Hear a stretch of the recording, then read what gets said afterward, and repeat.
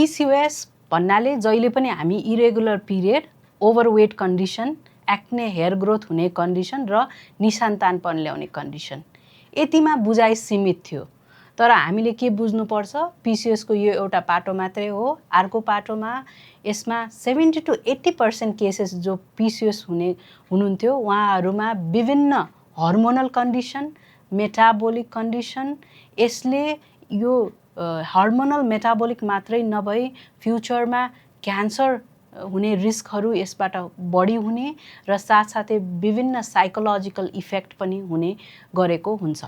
तर यो सेकेन्ड जुन एन्डोक्राइन मेटाबोलिक यो फ्युचर साइकोलोजिकल यसको कम्प्लिकेसन्सहरू यो बारे धेरैजनालाई इन्फर्मेसन हुने गर्दैन।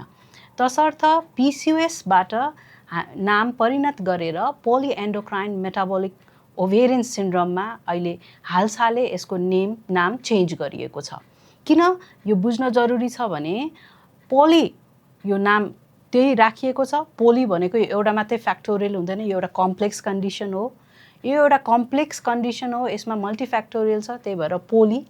र यो यसमा चाहिँ मुख्यतया रूपमा एन्डोक्राइन हर्मोनल इम्ब्यालेन्स हुने र यो हर्मोनल इम्ब्यालेन्सले महिनावारी इरेगुलर गराइदिन्छ, ओभुलेसनमा प्रब्लम गराइदिन्छ, प्रेग्नेन्सी हुन गाह्रो गराइदिएर इन्फर्टिलिटी हुने गर्दछ, अबर्सन रेट बढी हुने गर्दछ, साथसाथै एन्ड्रोजेन मेल हर्मोनको लेभल अत्याधिक बढी हुने गर्दछ।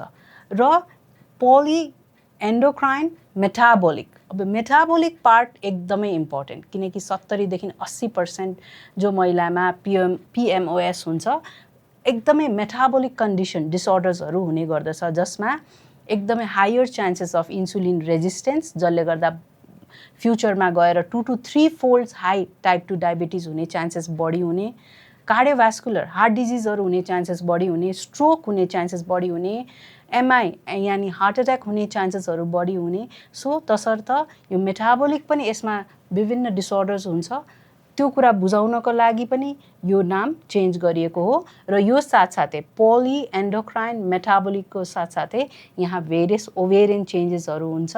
तसर्थ यी भ्रमहरूलाई क्लियर गर्न र PCOS को बारेमा विस्तृत रूपमा अझै जानकारी दिनको लागि PCOSबाट PMOS मा नामकरण चेन्ज गरिएको छ।